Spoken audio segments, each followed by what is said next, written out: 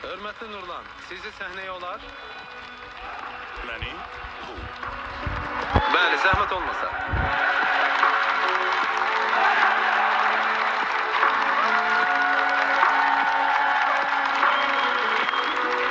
Salam aleykum. Və aleykum assalam. Bu yapışkanlı lenti cıra bilərsiniz. Neyim? Yapışkanlı lenti. Ha, yapışkanlı lenti. Cırmağa çalışır.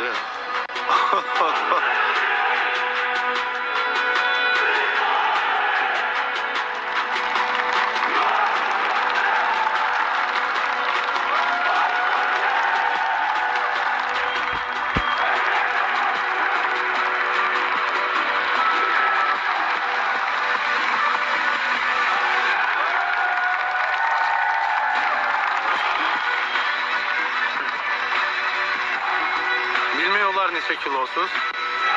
115 kiloyam. Oh, çok güzel. Bəs siz mənim qarnımın üstüne çıkabilirsiniz? Ha, karnının üstüne çıkın. Bəli. Sen de bunun üstünde. İndi sürpriz edəcəm. Lap yaxşı. Ne sürprizdeler?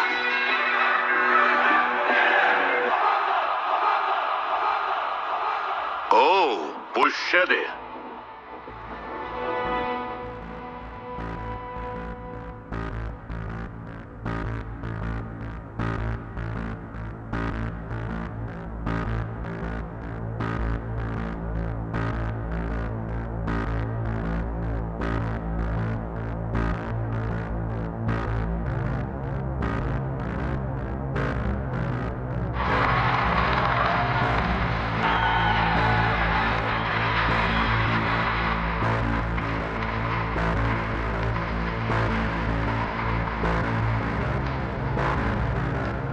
İngilizce tapşırığı çetinleştireceğim.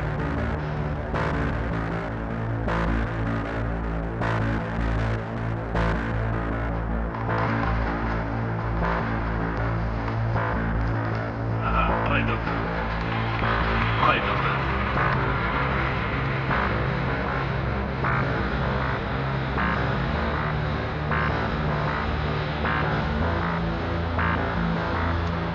Ya Bismillahirrahmanirrahim.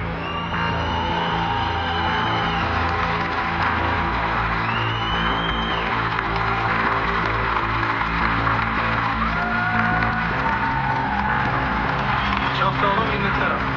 Sen de sağ ol Aziz. Buyurun.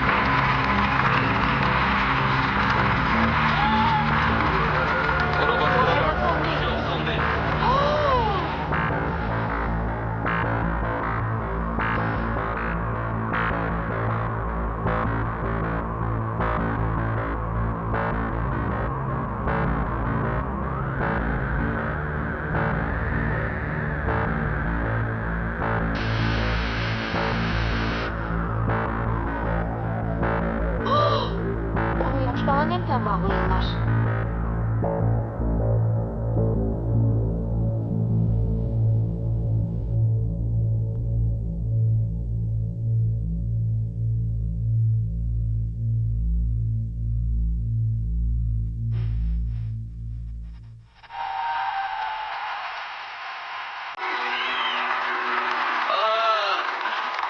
Neymiş?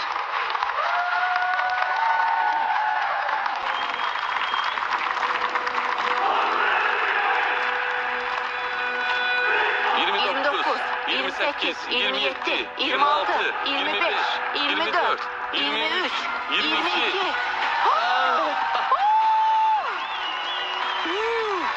O bunu başardı. He. Bravo. Aferin. Huu!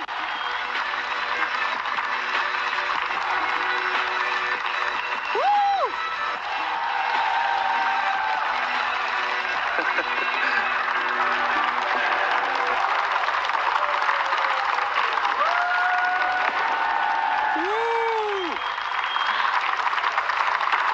Bu çok muhteşem ve açık desem çok korkuluydu. Çok sağ olun, minnettarım. Hürmetli münsiflər, sizə müraciət edirəm. siz nə düşünürsünüz, Sitora? Çingiz səhnəyə çıxıb təhlükəli fənlər göstərəndə onun nə qədər igid bir oğlan olduğunu gördüm. O qədər güclüdür ki, mən də fikirləşdim, inşallah mənim də gələcəkdə oğlanlarım onun kimi igid, onun kimi pəhlivan olsunlar. Sevin? Çingiz, mən sənlə, sənin kimi bir oğul yetirən Azərbaycan xalqı ilə və sənin istedadınla, özünə olan inamınla, qeyri-adi kosmik imkanlarınla, qorxmazlığınla, cəsarətinlə fəxr eləyirəm. Bravo. Çox sağ olun, təşəkkür edirəm. Mən sənin yanındaydım. Sən şüşənin üstünə uzananda sənin üstünə çıxdım. Eləcə də mismarlar üstündə olanda yenə üstünə çıxdım. Bunları mən özüm bilavasitə hiss elədim. Hətta biraz da qorxdum ki, birdən o yaralanar. Amma o deyirdi, çıx, hər şey qaydasındadır. Və o sözün həqiqi mənasında pəhləvandı. Sən əsr kişisən.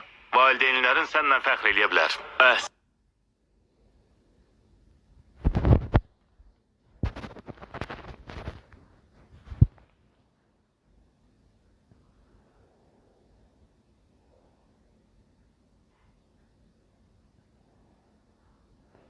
Anaz, mən ləzgiyəm. Bunlar, akazvısa qabaqcada göstərirlər video.